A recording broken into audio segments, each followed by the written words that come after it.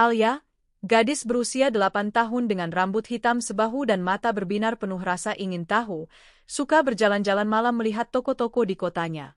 Suatu malam, saat hujan reda, ia melewati sebuah toko mainan tua yang biasanya tampak sepi dan tertutup rapat. Namun malam itu, ada cahaya keemasan yang memantul dari jendela toko. Alia berhenti, menahan napas, dan menempelkan wajahnya ke kaca. Apa yang dilihatnya membuat matanya melebar. Boneka-boneka bergerak sendiri, mobil-mobil mini meluncur di lantai, dan robot-robot kecil menari. Jantung Alia berdebar, tapi rasa ingin tahunya lebih kuat dari rasa takut. Dengan hati-hati, ia membuka pintu yang sedikit terbuka dan melangkah masuk. Toko yang biasanya sepi kini berubah menjadi dunia ajaib, penuh mainan yang bersinar dan bergerak. "Ada siapa di sini?" tanya Alia dengan suara gemetar. Seorang boneka kelinci muncul, melompat-lompat dan menyapa. "Selamat datang, Alia.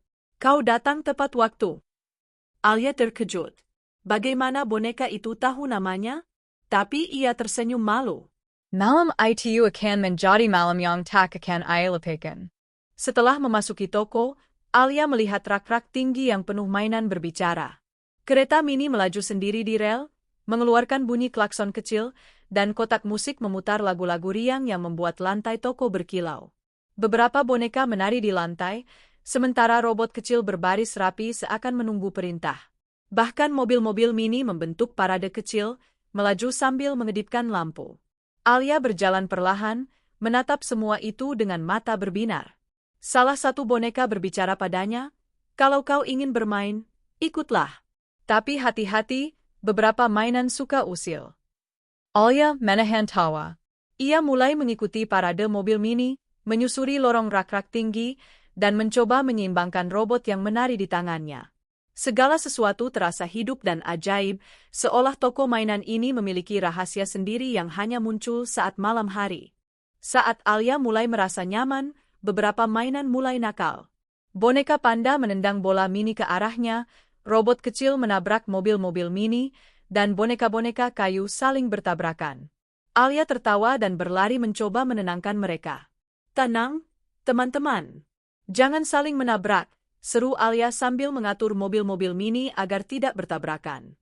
"Boneka kelinci melompat ke tingginya. Kau hebat, Alia." "Kau tahu bagaimana menenangkan mainan-mainan ini." Alia belajar mengatur mainan dengan sabar, menenangkan yang nakal, dan menjaga agar semua tetap aman. Toko yang awalnya kacau perlahan kembali rapi, dan semua mainan menatapnya dengan senyum. Ia menyadari sesuatu yang penting. Bahkan hal-hal kecil yang hidup pun butuh perhatian, kesabaran, dan kerja sama. Malam itu, Alia merasa bangga. Ia bukan hanya pengunjung, tapi teman bagi mainan-mainan ajaib itu. Di ujung toko, Alia menemukan lorong rahasia yang dipenuhi mainan unik. Kereta api mini yang melayang, boneka putri berkilau, dan robot yang bisa berbicara bahasa lucu. Boneka kelinci menuntunnya, ini bagian yang paling spesial. Hanya yang sabar dan berhati baik yang bisa masuk. Alia berjalan perlahan, kagum melihat setiap detail. Lampu-lampu mini berkelap-kelip, dan musik dari kotak musik membuat seluruh lorong terasa hidup. Ia mencoba beberapa mainan, bermain bersama boneka dan robot, merasa seperti bagian dari dunia magis itu. Malam itu, Alia belajar bahwa keajaiban muncul ketika kita sabar, berhati baik, dan percaya pada hal-hal yang tidak terlihat setiap hari. Ia tertawa, berlari, dan menari di antara rak-rak, merasakan kebahagiaan yang belum pernah ia rasakan sebelumnya. Tiba-tiba, jam berdentang, waktu hampir fajar.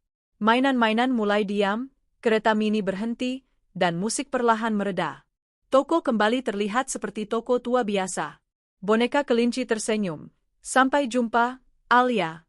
Ingat, keajaiban selalu ada untuk yang percaya." Alia melangkah keluar, menatap toko yang kini tenang. Hatinya hangat dan penuh rasa kagum. Ia tahu malam itu memberinya pelajaran. Keajaiban bisa muncul di tempat paling tak terduga, dan terkadang hal sederhana bisa membuat dunia terasa hidup. Saat Alia pulang, ia tersenyum sendiri. Ia mungkin tidak akan selalu melihat mainan yang hidup, tapi pengalaman itu akan selalu tinggal di hatinya, membuatnya percaya bahwa dunia ini lebih ajaib daripada yang terlihat.